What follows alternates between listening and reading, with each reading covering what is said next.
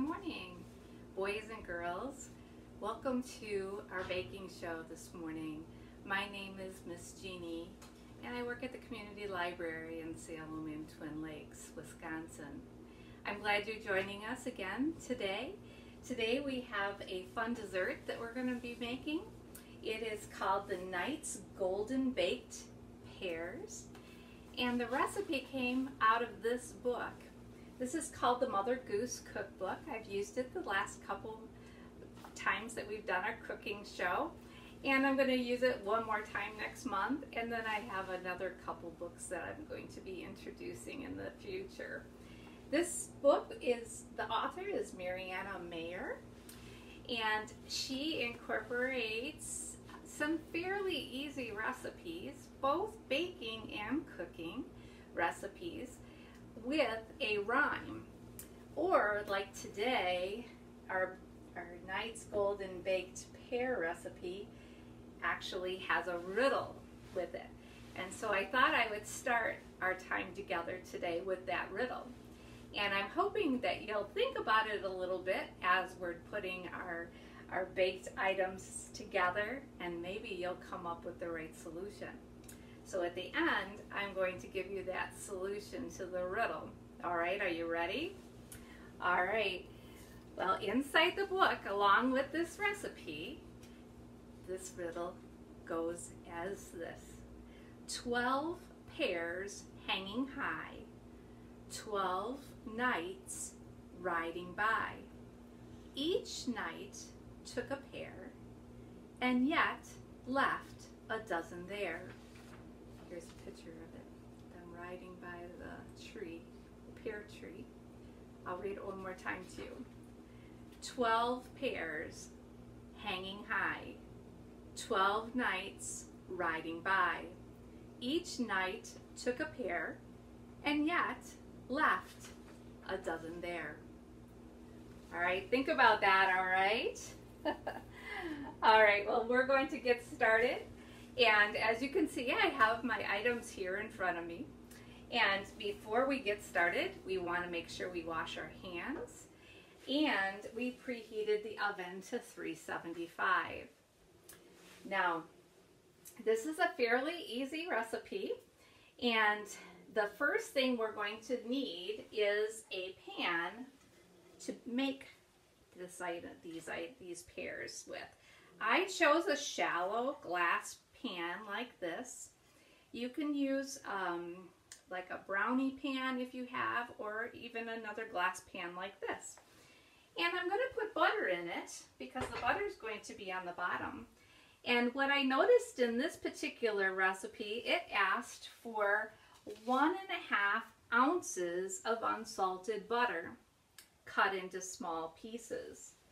Well, I have my butter here, and I also brought this out to show you how it actually shows you the how many tablespoons and cups are in a stick of butter.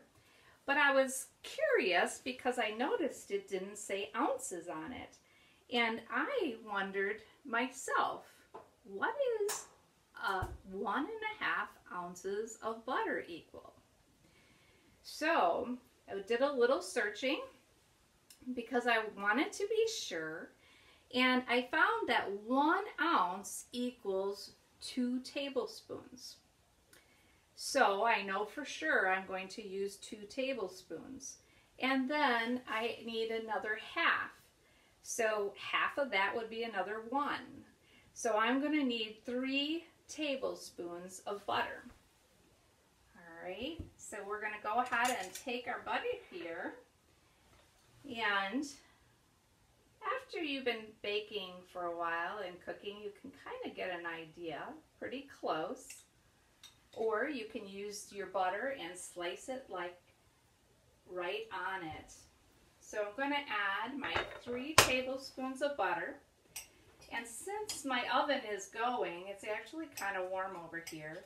This butter is actually going to get pretty soft pretty fast. So it says small pieces. So we'll just cut a few pieces and let it sit in here.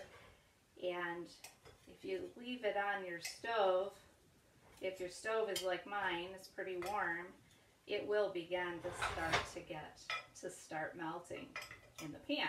Or you can always throw it in the oven too for a minute or so, and that way it'll warm up as well. So our pan is ready, and our butter is going to start melting in there.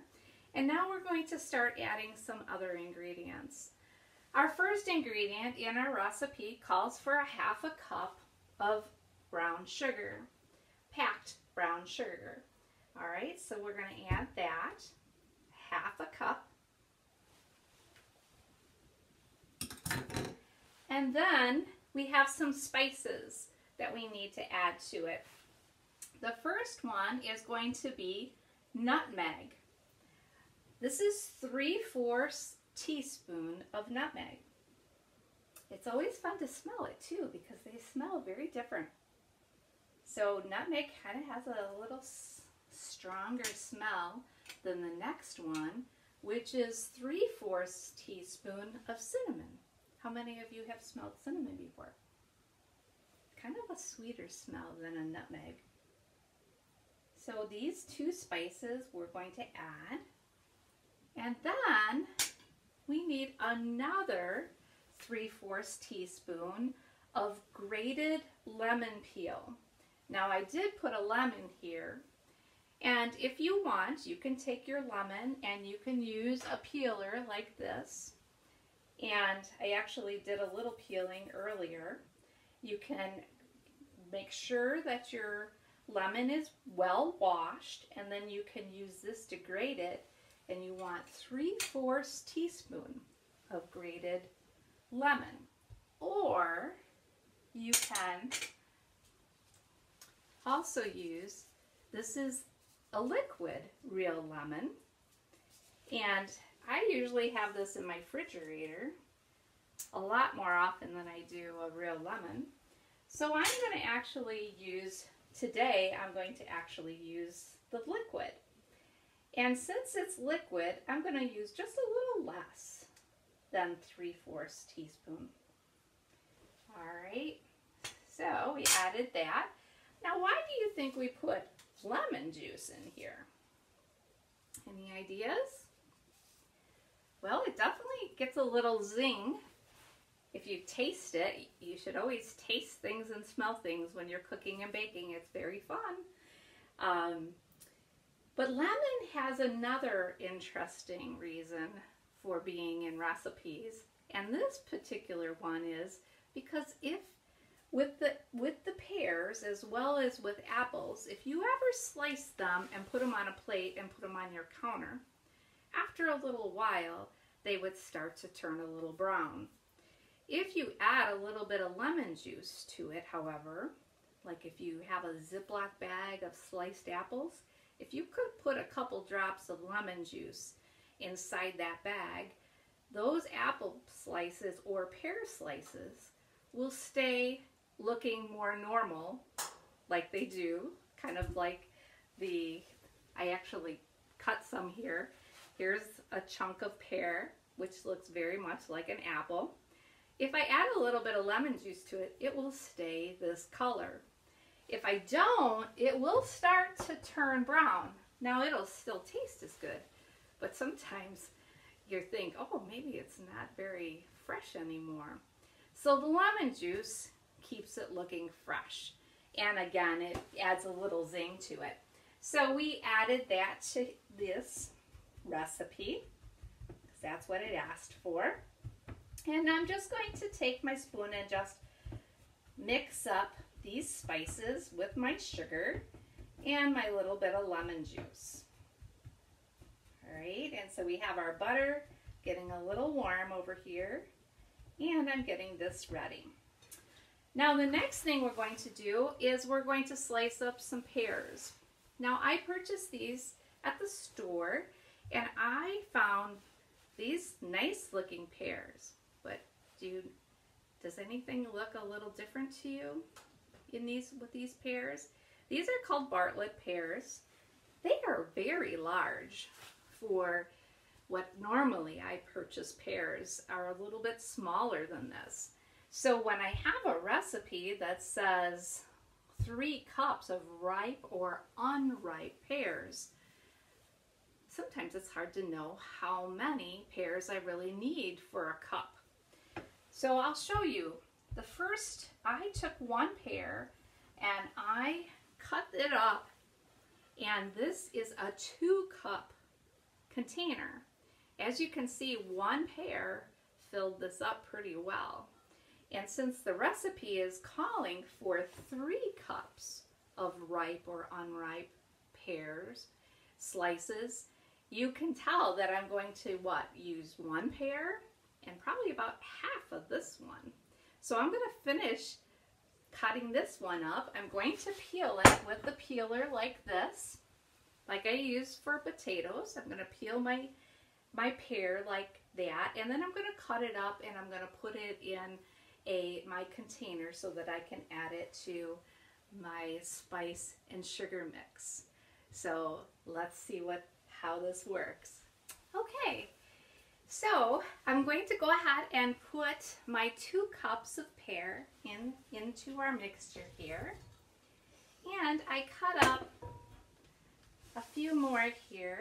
So I'm going to add these to my container. Whoa! My dog is sitting on the floor here. She's going to enjoy eating some of that pear, I think. All right. Well, it turned out that 2 of those large pear did give me 3 cups of pear. So if you remember, I said they could be ripe or unripe. And you may wonder, what does that mean? Well, when we bake them, they get soft. And so whether they're ripe or unripe, they're going to have the same consistency. All right, so we went ahead and we took 2 of the large pear. I'm guessing it's going to take 3 to 3.5 of the smaller pear to get yourself 3 cups of pear. All right, so we're going to go ahead and put this in our dish, and we're going to mix it up like this. We want to try to get as much of our spices and sugar on all pieces of the pear. And remember, we preheat our oven to 375. And then we're going to add, I put my glass pan here in the oven for just a minute while I was finishing cutting up, just so that I could melt it a little bit. As you can see, there's still some chunks in here, but what happens is it coats the bottom so that as it's baking it won't stick. All right, so now I'm going to add my pears to our pan here.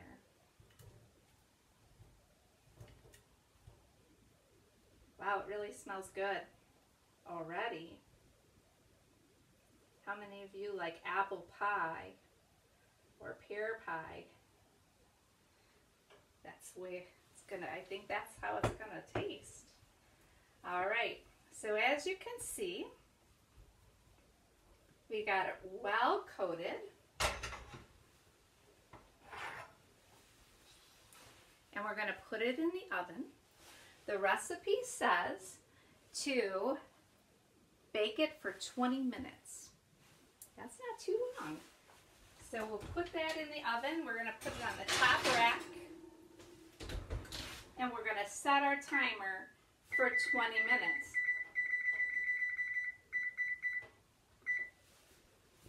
And then wait while it's making the whole house smell very, very cinnamony.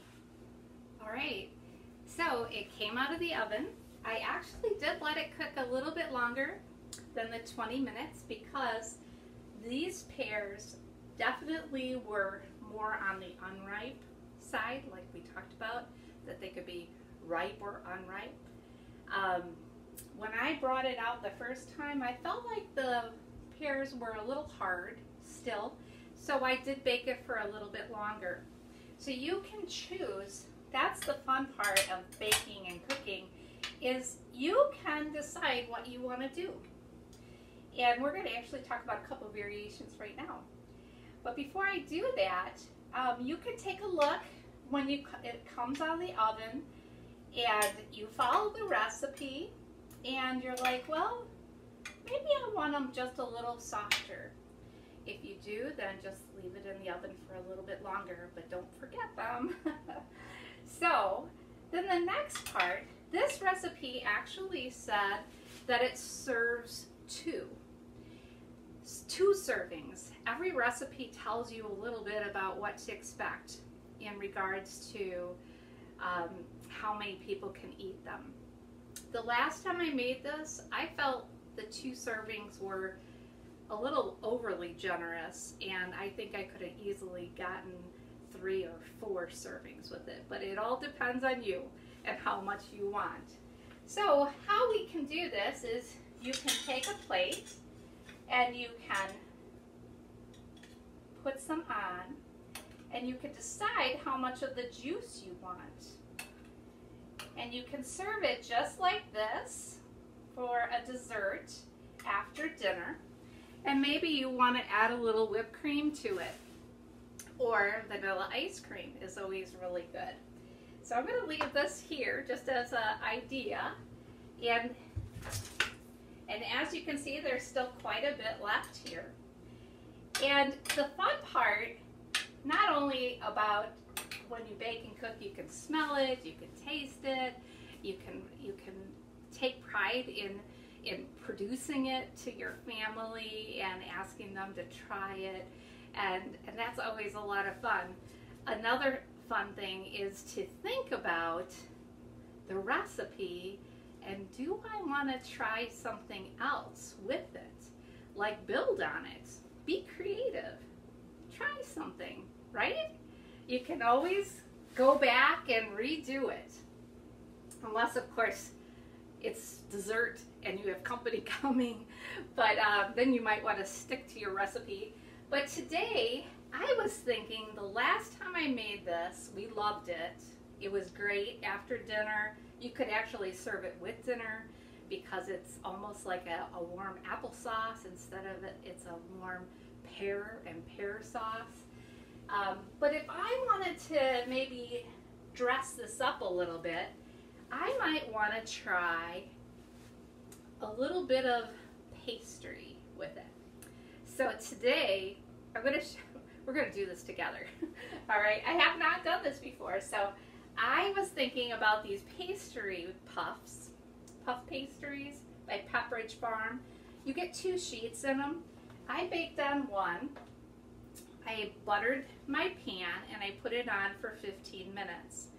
So I'm going to actually put this on a plate and we're going to see. So if I wanted to dress this up a little bit and maybe serve a few extra people than just the 2 on my recipe, I might want to take this and instead of serving it on a plate like this, as the recipe showed it, I might want to add it to my pastry puff. Now the pastry puff does kind of blow up a little bit, and so I pushed it down. I did bake it first. I baked it for 15 minutes like the recipe or the box tells you. And there's a little bit of juice on this plate. There's actually a lot of juice inside this, our baking pan. And so I'm going to add some pears to my pastry puff.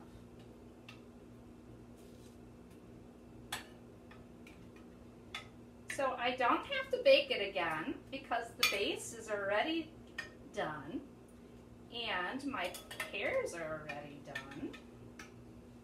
So you might have said, well, what if I wanted to do this from the beginning? If I wanted to do this from the beginning, I could have put my pastry down and then put my pears on top of the pastry and then baked it, probably for more like 30 minutes. And then they would have baked together. But I don't think that's going to matter too much. I think it's going to be just right. So as you can see, I can get quite a bit on here. I'm just kind of playing here and trying something new, right? So get all my pears in here. And then I'm going to just take a little bit of the sauce and drizzle it on my pastry. And then I might want to chill it.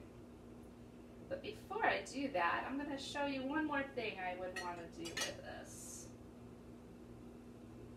I could still use my whipped cream and vanilla ice cream with this. Alright, you may have seen this sitting here. Does anyone know what this is? Light and flaky. This is called powdered sugar. And I have my powdered sugar, that's all that's in here is just plain powdered sugar.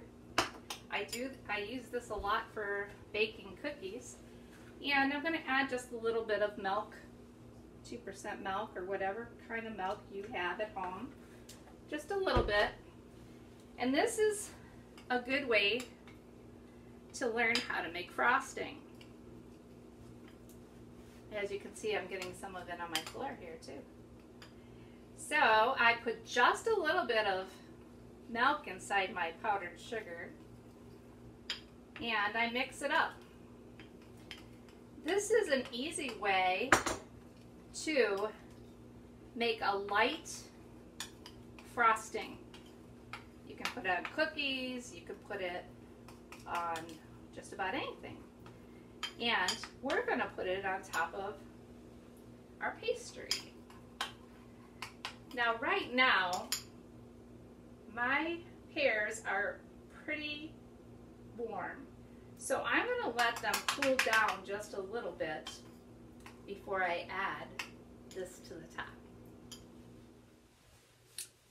Okay, so I let it cool down a little bit. Matter of fact, I actually stuck this in the refrigerator for a couple minutes just to cool it down a little bit. And let me talk a little bit about this frosting. I put just a little bit of milk inside it, and it ended up being a little too runny. So what do? Well, you add some more powdered sugar. That's what you do. And I made it so that it would be runny like this. Not too runny. We want it a little thick. And then what are we going to do with this? Well, we're going to drizzle it on top. And it doesn't have to look perfect. You can play around with it. But what it does is it adds a little bit more color and sweetness to your pastry. Because the pastry puff itself is not real sweet. So, and you can add as much as you want. Now some people can I don't know, maybe another flavor you could try. Or you could serve this with different flavors. Like maybe a butter pecan ice cream would be fun. All right. So what about that? Do you think that looks pretty? Yeah, let's go ahead and slice it and take a look and see what it looks like. So,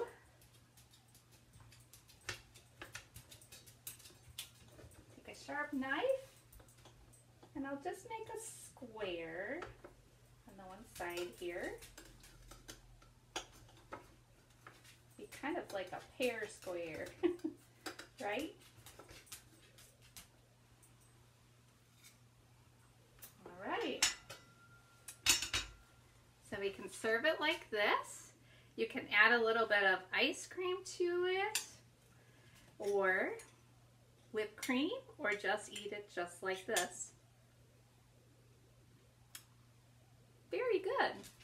Matter of fact, I almost wonder if it would be a good breakfast pastry or a brunch pastry. And it really didn't take that long to make. And the pastry puff is already put together for you, so that's fun. And then again, you can dress it up with some whipped cream or some ice cream. Well, I hope you have fun with it, but before we go, don't let me forget, we want to talk a little bit about that riddle.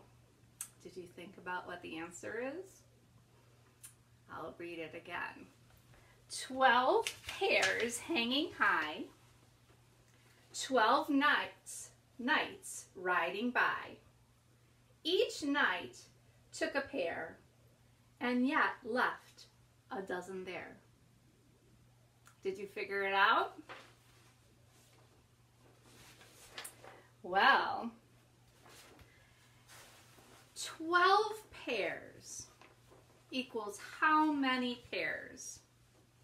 Does it equal 12? Or do we double it?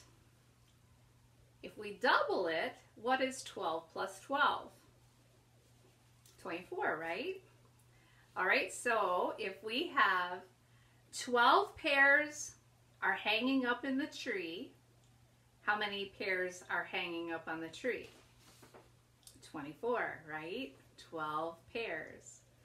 And then the knights ride by and they each take one, which equals 12, because there's 12 knights.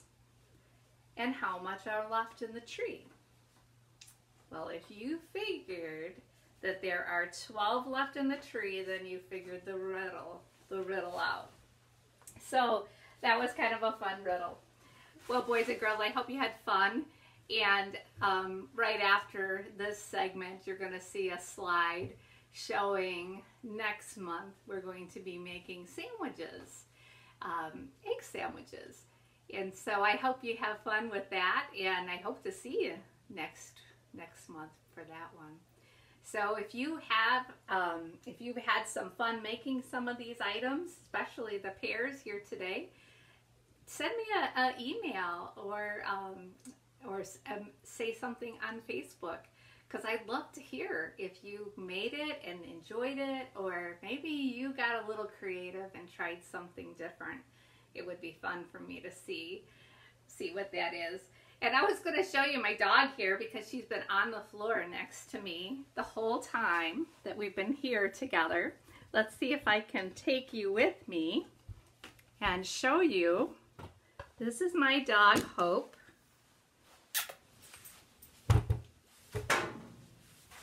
Hey, Hope. Hope is my border collie, and she is going to be 14 years old. And so she is a constant in the kitchen with me. And so I hope you had fun, and because I know she has. And I will talk to you soon.